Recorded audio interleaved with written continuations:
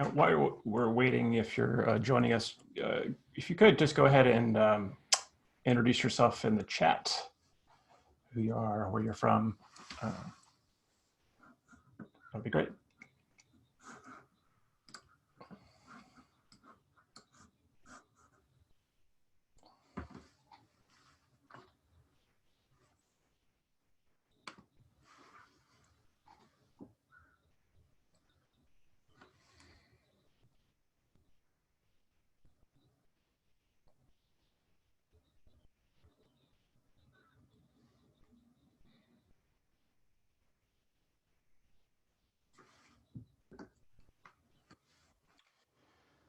Hi, Isabel, welcome.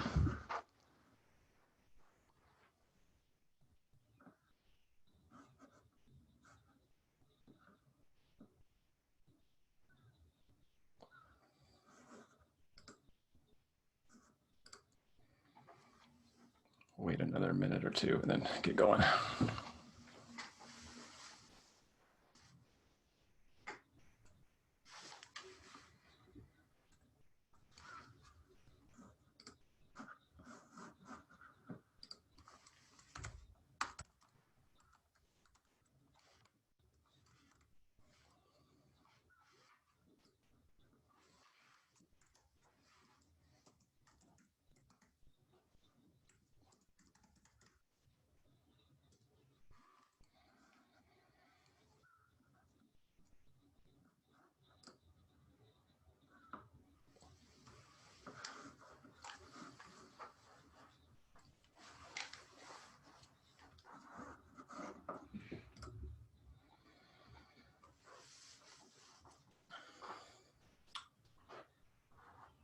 Hello, if you're just joining us, we're about to get started, but if you'd like, you can introduce yourself in the chat window. Just tell us who you are, where you're logging in from. We're on the East Coast of the United States, so it's about 11 a.m. our time,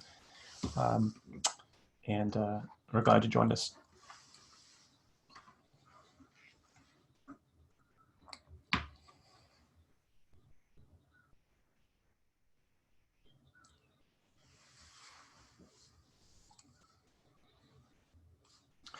So let's go ahead and get started, and hopefully some more folks will join as we as the morning goes on. My name is Richard Sebastian, and we're here to talk about a project that's been it's just recently wrapped up, but it's been really going on for the past 4 years, called the OER Degree Initiative, and we are here today. Here with the researchers who were leading the research and evaluation of this project to talk about the outcomes of our study of OER degree pathways at community colleges in the United States.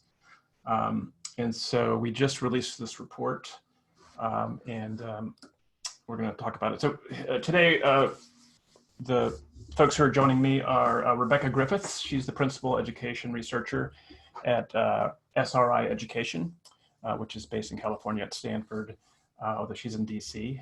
Donna Desrochers, she's an associate at RPK Group. She's also a research partner for this initiative. And then I'm the director of open and digital learning at Achieving the Dream. So I want to start a little bit talking about Achieving the Dream, but first I want to give you the links if you wanted to download the report we're going to talk about, which is the main central report, OER at Scale. You can go to that link. Or we have 2 other reports that you can access, one from 2017, one from 2018, that have been released as this initiative has unfolded over the past 4 years. I'll have these links up at the end too. So, but if you missed them, you can let me know and we'll give you the link. I would talk a little bit about Achieving the Dream. You may not have heard of it. We're a nonprofit. We support community colleges in the United States. And we're based in Silver Spring, Maryland, although we kind of represent colleges all over the country. And we really focus on, really our goals are to work with our colleges that are in our network. There's over 250 colleges in our network to help students, particularly we have a focus particularly on underserved students, realize kind of the value from their post-secondary experience, from their time in college and their earned credentials. So we're focused on communities, we're focused on kind of access to college as well as completion of college. We work with our colleges in a way that the whole institution kind of works to improve outcomes for their students that they have. So we're in about 40 states in the District of Columbia now. We've reached about 4 million students over the past 15 years. And we work with about over 60 coaches. These are coaches that go to our colleges and work directly with folks on the ground. We have leadership coaches who work with kind of executive level staff. We have data coaches that help colleges figure out how to work with their data and understand the data so they can really dig down and find out kind of what the outcomes are. And then we do have other services around teaching and learning, holistic student supports, different areas, which coaches come and kind of work on those specific areas to improve outcomes for the college and for their students. So we use 3 areas. I've mentioned coaching. So we have, coaching is kind of what we're known for. We have an Innovate team. That's the team I'm part of, that we work on foundation funded, external funded initiatives that investigate certain interventions and things that might contribute to helping our colleges be more successful. And then we have events. So we recently had our big annual event. It's called Dream. We had close to 2,200, maybe 2,300 attendees come from our different network colleges for a few days. This year it was in DC. And we also have other events as well around teaching and learning. I'll have some information about that coming up, around data, around holistic student supports, et cetera, that we offer to connect our network members with models, with best practices, et cetera. We use a framework. I'm not going to go too much into this, but we basically look at capacities at an institution, and these are the different areas at a community college in particular that need to be strong in order to have a real student or learner focused culture. So the colleges that we work with really work on all of 7 of these, but typically they focus on 1 or 2 what they work with as the ones that need kind of the most work.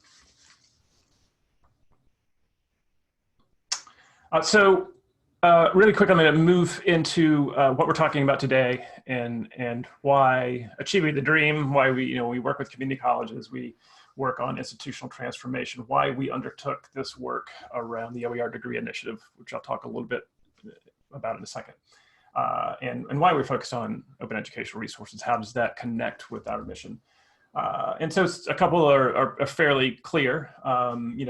OER, again, the affordability issue, giving, lowering the cost or removing the cost of textbooks in many cases for students, kind of just as one less barrier they have to deal with in their kind of navigation, often challenging navigation to earn some kind of credential. So OER offers that kind of the opportunity to lower costs.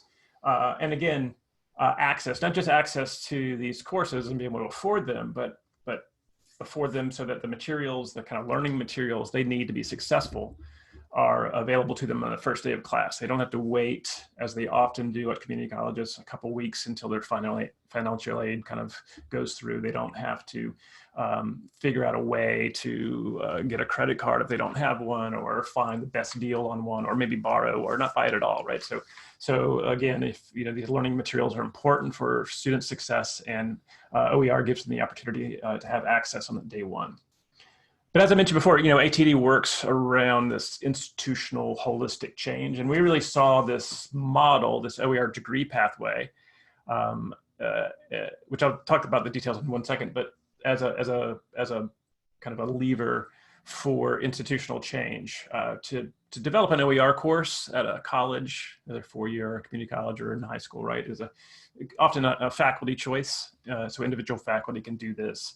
And that often happens, and there's a groundswell and other faculty get involved. But to really have a significant impact on students, the institution really needs to participate in these efforts. And with an OER degree pathway, that's really kind of crucial. The institution has to be part of it. They have to, get their IT folks involved so they can share the info in their systems.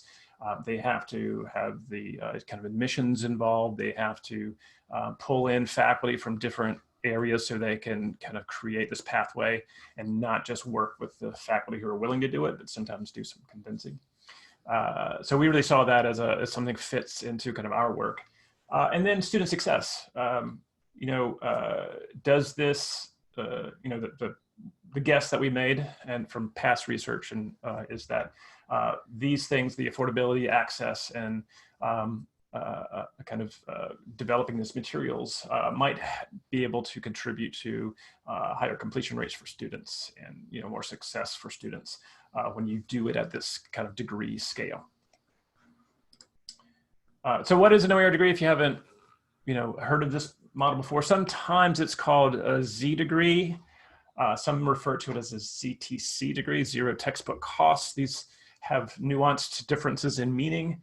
What we mean by an OER degree or Open Educational Resources degree for this initiative is you take a degree program. So at community colleges, these are often associate's program, 2-year programs, generally made up of general education courses. So some are gen ed or general studies, liberal studies, which usually provide the kind of first 2 years of a 4-year degree if they're going to transfer, or associate's degree and then move on to something else. So an OER degree is really making, for all the required courses in that degree pathway have to be openly licensed and free. So the students don't have to pay textbook costs for that. And then a sufficient number of elective courses that they can create a pathway for themselves so that theoretically, and theoretically is a little bit of foreshadowing here, they could navigate through, have enough choice to navigate through their 2 years or however long it takes them so that they don't have to pay any textbook costs for this degree pathway. And again, these, the important part and the difference with an OER degree as opposed to some of the other models is these courses are entirely openly licensed and freely accessible. So it's not library resources, it's not resources that are just free, but don't have the Creative Commons license. They need to be openly licensed. And the reason for that is we want to be able to share these full courses and degree programs, which we're doing right now with other institutions. And we have 38 grantees in 13 states in the US, kind of distributed around the perimeter, as you can see. That's not on purpose, it's just the way it worked out. So it's a very large initiative. A lot of colleges gave us a lot of data, and I think made the kind of the results of our research evaluation gave, we had enough kind of data and participation that it really says something meaningful about this model and about the project. We're funded by the William and Flora Hewlett Foundation. They funded kind of the initiative, the work with the colleges. Ascendium, they used to be called Great Lakes, and the Bill and Melinda Gates Foundation funded the research and evaluation piece of this. And then we had some other funding from a kind of a consortium called NetTex for startup costs. We worked with 3 partners. Lumen Learning, it's a for-profit company in the US. They're based out of Portland, Oregon. Provided technical assistance. So they went to all the colleges, gave training, technical training, et cetera. We had a community of practice, which we thought was important for our grantees. It was run by the Community College Consortium for Open Educational Resources, which is a part of the OpenEd global organization. And then with my colleagues today from SR Education and RPK Group, they ran the research and evaluation piece of this.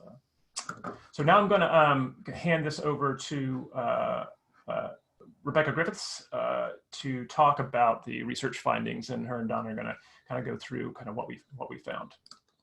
So you should have control, Rebecca, whenever you're ready. Okay, thanks, Richard.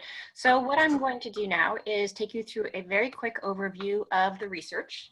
And then I'll go into some of the main findings. As Richard said, we've produced several reports, a couple reports over the years, plus this final report. And so there's a lot more detail and depth in those reports, but I'm going to touch on a few of the highlights from the previous years just to provide a really comprehensive picture of what we learned over the 3 or 4 years of the program. So starting with the overview of research. Sorry, I'm having a little issue with the arrows. Okay, overview of the research. Richard, it doesn't want to move forward. There we go. We set out to investigate 3 sets of research questions. The first were around the implementation of OER degrees. So we wanted to investigate what the scale of OER adoption was that was supported by this program, what some of the facilitators and barriers to successful adoption were, and what the experiences were of key stakeholders, especially students and faculty. Second set of questions was around the academic impacts. So we wanted to understand how enrolling in OER degree courses affected students' progress towards degrees. So we were looking at students' progress over multiple semesters, and I'll explain a little bit more about how that study was designed, how that part of the study was designed. And then the third set of questions was around the economic impacts on students and institutions. So here we were looking at the cost savings for students, the cost for institutions to roll out OER degrees, and the cost effectiveness and return on investment of these programs. And Donna's going to take us through that part of the findings. There we go. So we collected a ton of data over the course of the study. This included administrative data such as course section level data for looking at the scaling, individual student data for the academic impacts, institutional cost data. We did 2 iterations of an instructor survey, one in 2016, one in 2018. And we conducted a large-scale student survey in 2017 that involved 12 of the colleges. We conducted site visits to 10 colleges, and those involved interviews, focus groups with students, and classroom observations. And then we collected time use data, and we wanted to highlight this because I think this is I don't know of other studies of OER implementations that have gone to this extent in collecting data about how much time instructors actually spent developing the courses and all of the other staff time and administrative support that went into the implementation of these programs. Okay, now I'm going to dive into the findings. So the first, I will share with you what we learned about how OER at scale looks. What we found was that the initiative really did support a pretty dramatic increase in scale of OER adoption among the participating colleges. So the number of instructors who were involved jumped from 10 to 42 per college in 2018. The number of OER sections jumped from 22 to 101, and the OER enrollment of students jumped from 564 to an average of 2,425. And that's across all of the colleges who reported data. One thing I should just mention is that these were not necessarily all entirely new OER courses. So the OER degrees also included existing OER courses, but to be included in these data, they had to go through a review process by Lumen Learning that certified that all the materials used met the requirements for being openly licensed. And so that often involved a fair number of revisions. So that was the average per college. When you add that up across all of the colleges participating in the study, we saw some pretty impressive results. There were close to 2,000 instructors nationwide involved in OER degrees. There were over 6,600 course sections and close to 160,000 students who enrolled in OER courses through this program. So now I'm going to share some highlights from what we learned about the student experience. One point is that students generally had a very positive impression of the OER courses they took. So when we asked them how the quality of these courses compared to typical courses they'd taken, over half said that they were slightly higher or much higher in terms of the quality of teaching, the quality of instructional materials, the level of student engagement, which was a little lower than the others, and the overall quality of the learning experience compared to typical classes. And we heard similar comments in the focus groups we conducted with students, just to share a couple of them. One said the textbook was nerve-wracking. There was so much content with little time. With the OER, it feels doable. It was organized, that the homework was together with the lesson. The students found that the OER courses, the materials were just better organized, better aligned with the learning objectives for the course, and more sort of easy to digest. Our survey results and focus groups also suggested that affordability and equity considerations were important factor for this study. In our survey, 53% said they had chosen not to buy or rent required textbooks or materials.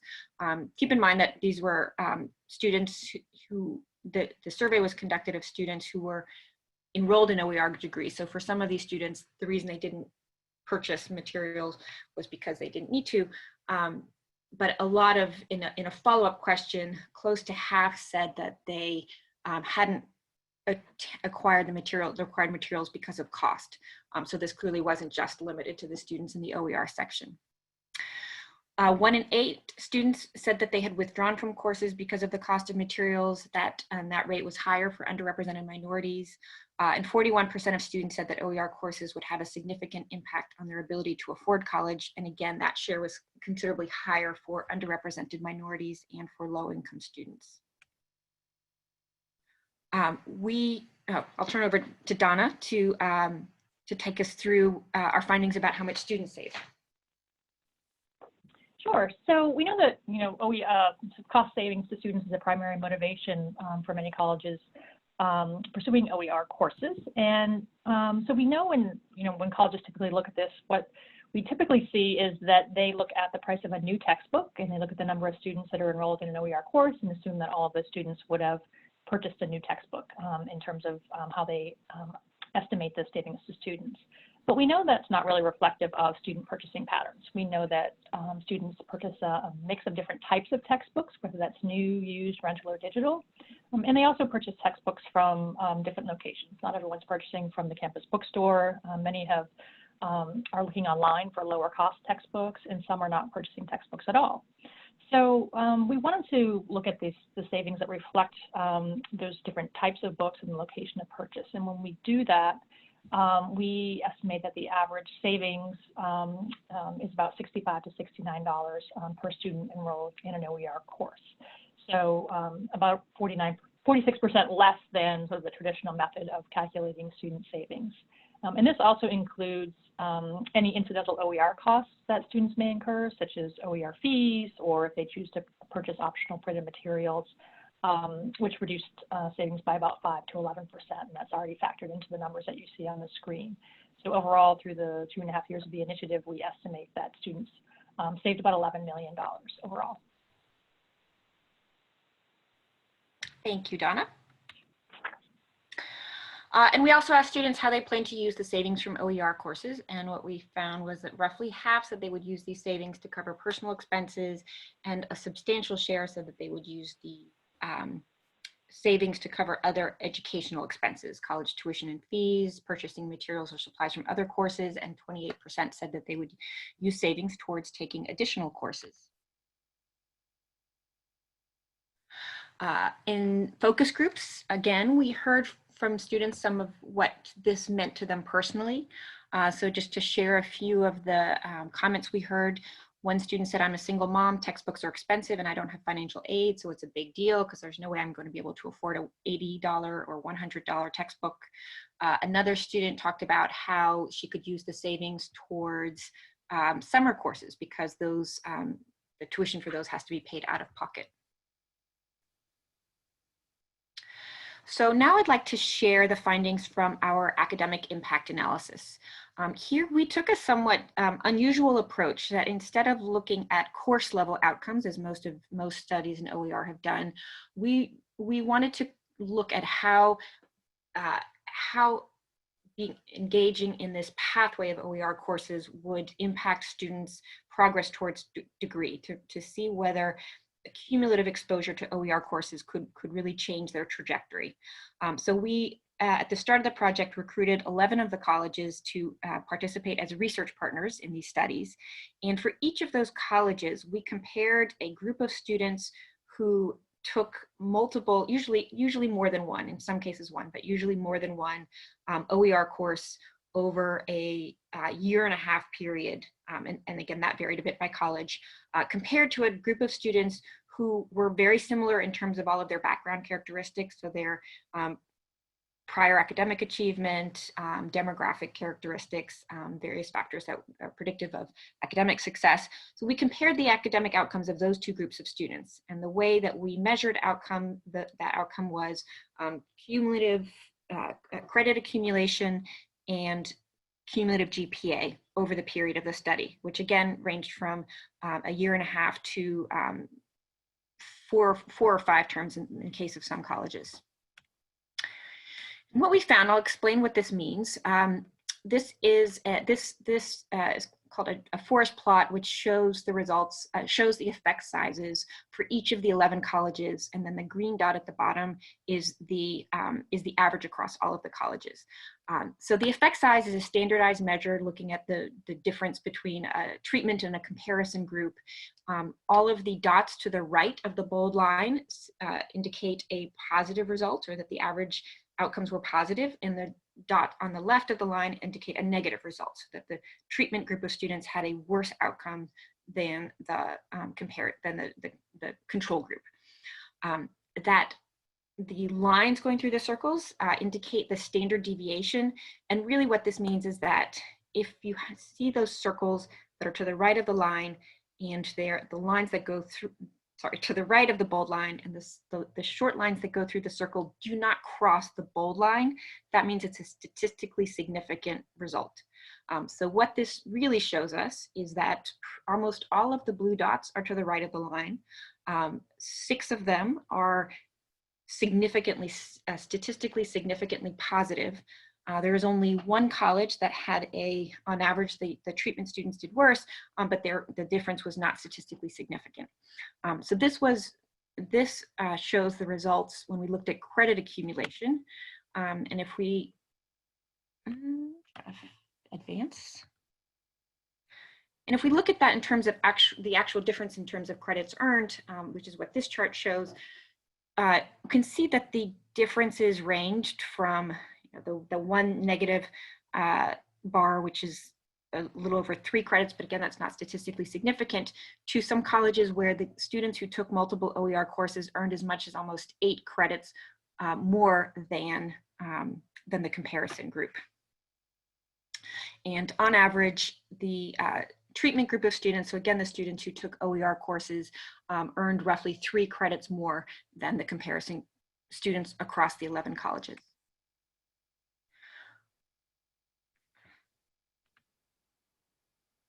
Sorry, I'm just trying to advance here.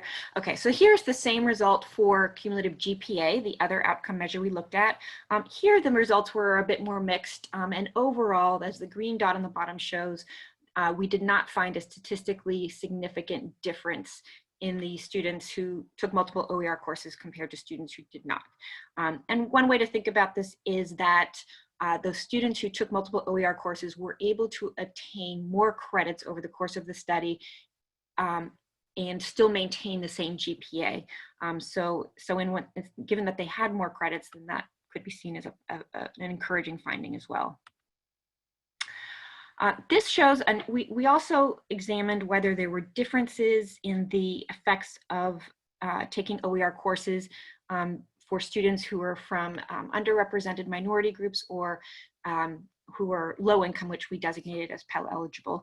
And what this table really shows you is that we did not see a lot of differences. So there's a couple positive, a couple instances where Pell students benefited slightly more than non-Pell students from OER courses. One case where they benefited less. So these, it's actually pretty common to see it as a mix of some positive and negative results when you're looking at this, slicing up the data and looking at differences by subgroups for this many colleges. So, I think my takeaway from this is that we really didn't see systematically a difference in the benefits for different types of students.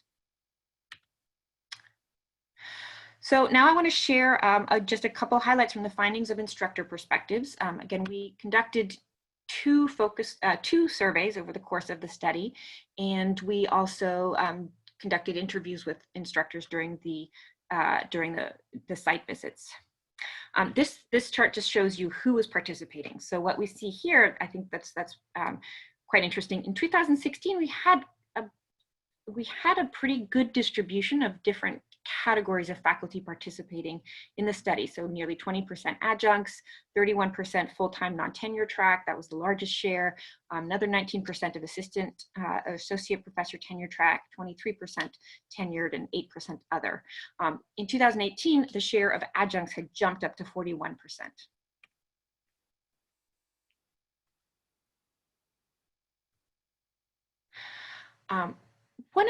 One of the I guess, outcomes we wanted to examine throughout the study was to look for evidence of culture change in the institutions. And one of the ways that we thought about measuring culture change was in looking at opportunities for faculty to collaborate in the development of courses, in reviewing each other's courses, and in actually co-teaching. And here what we saw was that this program generated a lot of opportunities for collaboration. So if you look just at that bottom bar, 49% of faculty in 2016 said they had collaborated with colleagues to develop a course, and that grew to 58% in 2018. And in these other types of collaboration, we also saw considerable growth. So that is an indication that that this program was creating opportunities for faculty to work differently with some of their peers. We also asked to what extent OER has changed the way that some of their pedagogical practices.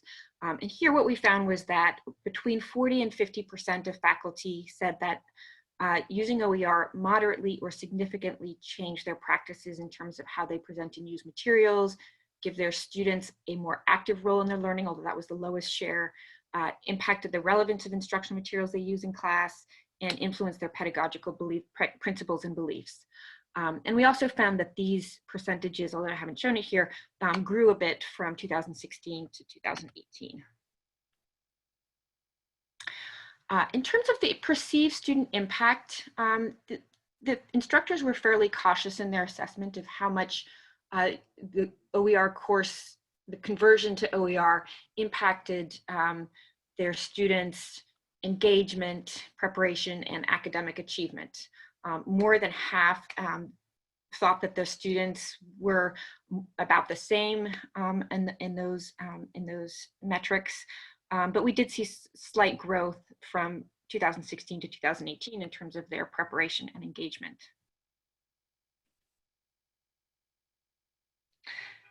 I'm sorry for this long pause between slides. It's taking me a while to get the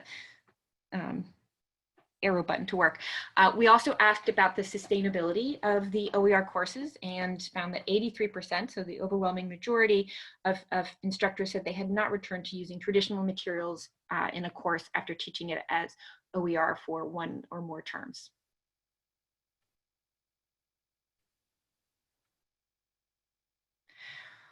Another important finding, and I think this also sort of touches on the culture change, is that having received and especially being satisfied with OER training was an important factor in the degree to which instructors perceived that their students improved academically, how the OER influenced their instruction, whether they believed that the OER programs on their campuses were sustainable. The instructors who reported high satisfaction with their training also reported fewer overall barriers to converting their courses to OER. Fewer of those instructors said they had switched back to non-OER materials, and they were generally more likely to recommend OER to colleagues. So this seems like a really important thing that colleges can do to lower the burden of converting courses to OER and to increase the instructor satisfaction and the perceived benefits of teaching those kinds of courses. So now last, I'm going to take us through a few of the findings about the institutional implementation, and then I'll turn over to Donna for most of the rest of the findings that are focused on the cost impacts. As Richard said in the introduction, an OER degree is distinctive from other types of OER programs in that we wanted to see how institutions implemented an entire pathway and attended to all the different aspects of the student experience that go into these pathways. So when we think about how students learn about their OER options, how they enroll in courses, what happens when they go to a bookstore, what kind of information do they get, their ability to access all the materials of their first day of class, their experiences in the class, and their ability to enroll in additional OER courses and actually experience that pathway as opposed to kind of one-off OER courses, and their credit accumulation and progress towards degrees. In the site visits we conducted in the middle of 2017 and early 2018, these pieces were still sort of under construction in a lot of the colleges. So a lot of them still did not have very effective mechanisms in place yet to make students aware of OER options. Students were showing up at class and finding out on day one that their courses were OER, which was a nice surprise, but some of them had been told at their bookstores that they had to purchase materials, so then they had to figure out how to sell them back. We suspect that the students who could potentially have benefited most from OER courses were not sort of receiving targeted communications about this opportunity. So there were still some of these pieces that were not yet in place. Some of the key implementation elements we found, and these are the sort of facilitators to successful implementation, it was really important to have both grassroots faculty and administrator support for the OER degree pathways. In cases where there was not a lot of grassroots faculty support, it was really challenging to recruit enough faculty to teach all of the required courses. In cases where there was not administrative support, it was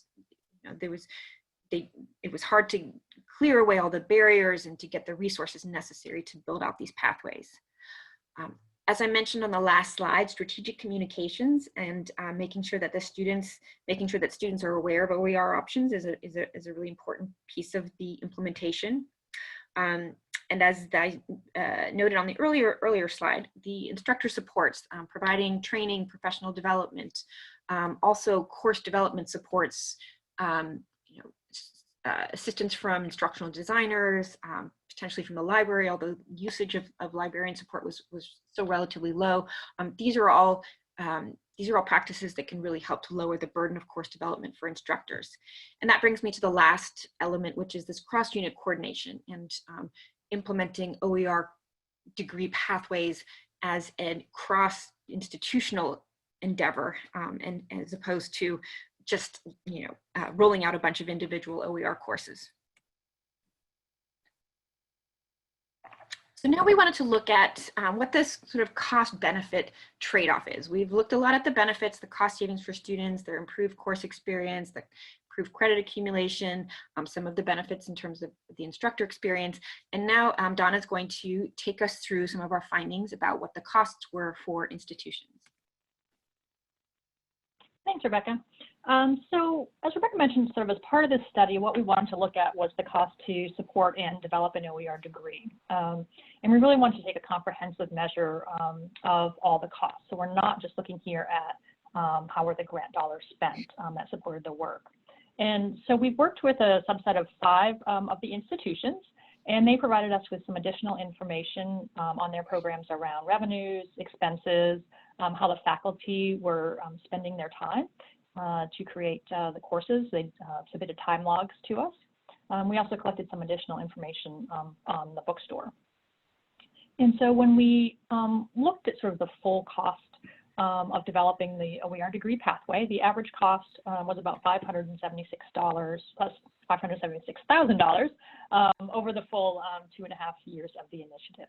So this includes, sort of what are often sort of thought of as those hidden costs, right? So there's staff time that's funded out of existing cost centers. And as we look, really at what accounted for this the spending, what we saw was about half of the cost was related to the course development activity of instructors. About 40% of that, or most of it, was related to the value of their time, so the salary and benefits value of their time in developing courses. and about 12% was related to either stipends or release time. And when we also sort of looked at the support that librarians and instructional designers and others on campus were providing in terms of to help with that course development, all in all, about 2/3 of the expenditures were supporting course development, and the remaining 1/3 was providing administrative support and other expenses. So OER coordinators and folks that were helping to coordinate the work. And one thing that's not shown here, we did look at the impact of the OER pathway on the revenue that the college receives from the bookstore, and we actually found that it was a quite modest impact. Over the 2.5 years, the average loss in bookstore commission revenue to the institution, not to the bookstore, but to the institution, averaged about $23,000 over the 2.5 years. So, and even at sort of full scale, the last 6 months of the grant, that only averaged to be about 3.5% of the commission revenue that the college typically receives from the bookstore, because many students have already, as we talked about, sort of moved to look for other sources besides the campus bookstore to purchase the materials. The campuses are only receiving sort of a percentage of the sales from the bookstore, and also overall, the number of sort of courses that are part of the degree pathway or the sections was a fairly small proportion of the overall sections on campuses. So we wanted to look in a little bit greater detail about the course development expenses, since they were accounting for the majority of the cost. And so we look at that here in a little bit greater detail. And we can see that the average sort of either stipend or release time per course that was developed was about $3,200. But as Rebecca mentioned, many of those courses were developed by teams of students working in teams of instructors that were working collaboratively together. And so the average stipend for instructor was $1,500. But clearly, sort of the largest cost, again, was the sort of cost of compensation cost or value of the time of faculty. So the average cost of developing the course was about $12,600. And that averaged about 180 hours in terms of course development and revision time, with most of that time, about 60% of that, spent finding OER materials and creating or revising the content. So this information that we collected from instructors from these time logs really allowed us to take a granular look at course development. And we wanted to look at sort of two areas. And first was, does the type of OER that instructors are using impact the development cost? And so when we look here on the left, what we saw was that most of the courses that were developed either used primarily an open textbook or they curated existing OER materials. And on average, the cost to develop those two types of courses was fairly similar. And when we talked to faculty, what we learned was that oftentimes faculty using open textbooks were making extensive revisions to the textbooks. They were looking for better images or videos or reorganizing chapters. And also they had to spend a considerable amount of time developing auxiliary materials. So things that are traditionally included with commercial textbooks, such as activities or homework questions, text questions, answer banks.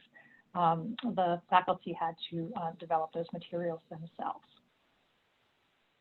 The second thing we were interested in looking at, can you run back one slide? Sorry. That's all right.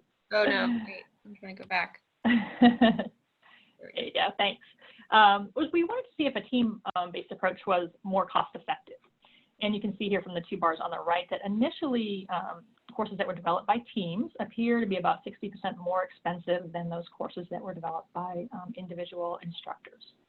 But again, when we talked to faculty, we heard that they really enjoyed working in teams. They were more confident in the quality of the courses. It was more collegial, and they had faster time actually to course development, even though it required more hours. But when we looked a little bit more closely at this, what we actually saw was that the team-based courses actually scaled to more sections and to more students. So when we looked at the cost, per section or per student, team-based development was actually about 25% less expensive than individually developed sections. So individually developed courses. So not only is the development approach important from a cost perspective, but also scale is really important in driving down cost per student. And so when we sort of look at the impacts of scale for the entire OER program, we see similar impacts. When we look at the unit costs, so what's the cost per student? We're looking, how cost efficient is this OER approach? On average, the cost per student was about $70 over the 2.5 years, but you can see that it declined dramatically over the course of the grant as enrollment increased, which is shown by the gray area there in the back. So, by the end, the cost per student was down to about $21 per student. So really, sort of encouraging policies and practices that can help scale, can help drive down cost, in addition to those policies that can help reduce costs. So things like transitioning high enrollment courses, could certainly help scale. And then, encouraging peer adoption of courses is another way to sort of help reduce the overall cost of developing courses. So the final part of that cost analysis is that we wanted to look at the return on investment. So, typically OER, we think about the return on investment to the student in terms of student savings, but we want to look at the ROI to the college. So was the college able to generate revenue from improved student outcomes that allowed it to cover its costs of the program? And we looked at the impacts of OER on additional credits attempted. And again, SRI sort of did this in a similar to the results that Rebecca showed for credits attained in GPA. We used the same methods. They used the same methods to look at credits attempted. And of course, we want to look at credits attempted because when students attempt more credits, it increases tuition and fee revenue to the college, so provides a financial return to the college. And what we saw was that similar to a little mixed impact for the 5 colleges that we looked at. And we saw 3 colleges where when students enrolled in OER courses, they attempted 2 to 5 more credits than otherwise similar students. And then we added sort of a financial lens on top of that, so we can look at the revenue impact from that increased in credits attempted. And what we saw was that for the 3 colleges that had positive credits attempted, all 3 are estimated to have covered their costs. And so the costs include the OER program costs that we just talked about, as well as the additional instructional delivery costs that were associated with that increased course taking. And 2 of those 3 colleges actually had additional positive net revenue above and beyond just sort of breaking even and covering their cost. When we looked across all 5 of the colleges, including those that did not have an impact, what we saw was that on average, colleges had a modest positive finding, 3% ROI, or on average generated about $38,000 using just this one metric of credits attempted. So on average, the ROI we saw was positive, showing that the student savings that we saw earlier from OER actually did not come at a net cost to the colleges. Okay. So I'm just going to summarize a few key takeaways, and then I don't know if anyone has submitted questions, but we're happy to take them.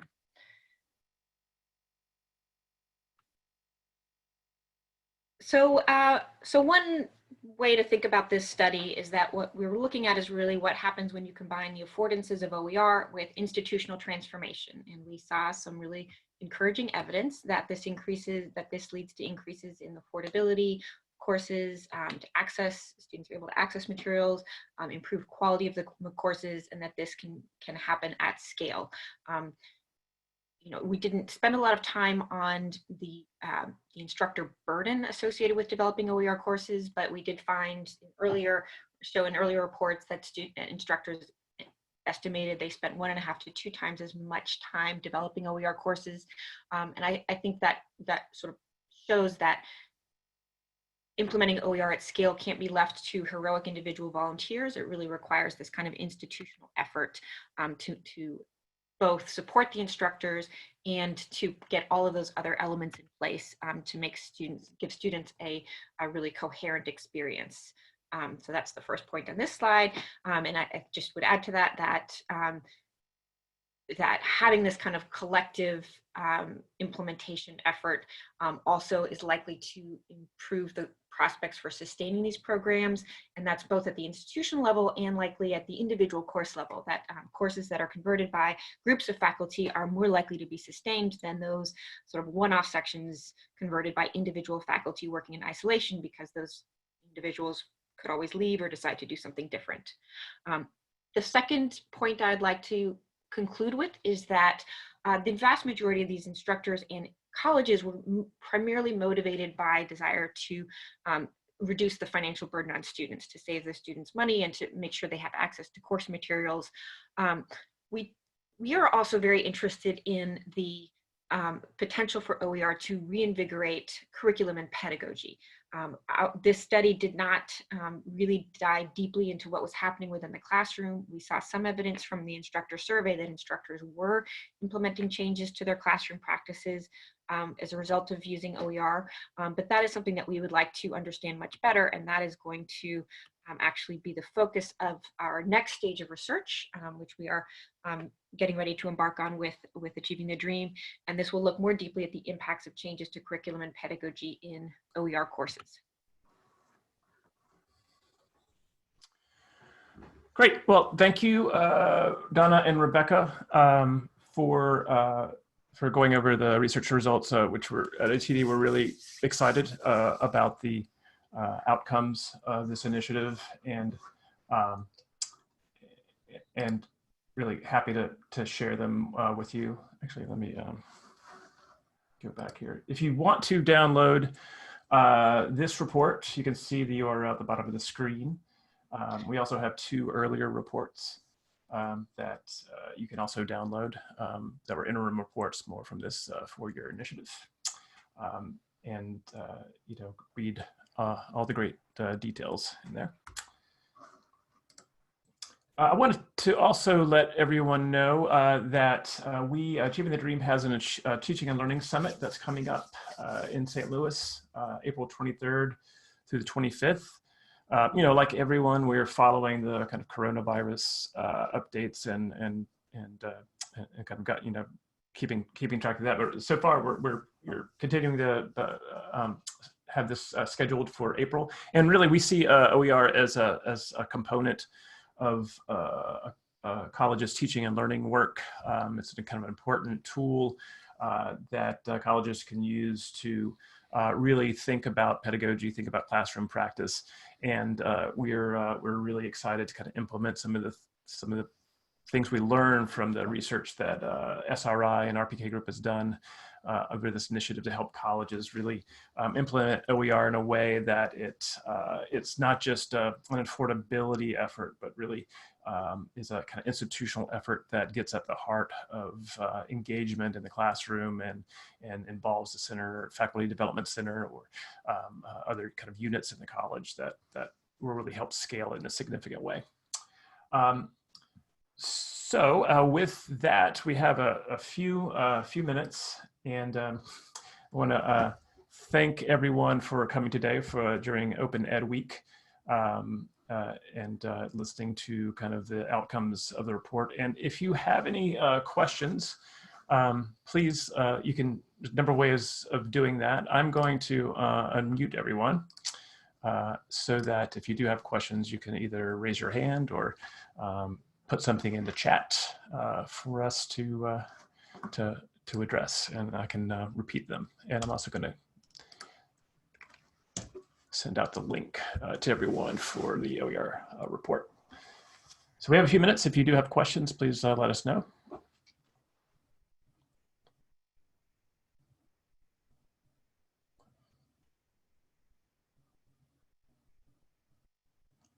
We did record this, and we'll share it out through the OpenEd Week site, as well as the ATD site, if you want to share it with others who maybe weren't able to get here, but might want to hear kind of a detailed overview of the report.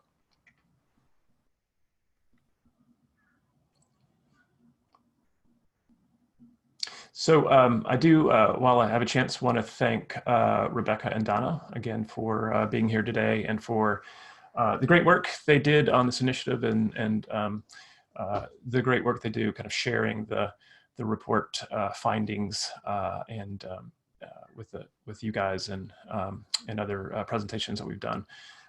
So thank you to the both of you for being here today. Thank you, Richard. And it doesn't seem that there's any questions. My email address is rsebastian@achievingthedream.org. If you do have any questions, let me know. And otherwise, have a great day. And I hope you enjoy the rest of OpenEd week and some of the great events they have scheduled for this week. All right, take care. Thanks.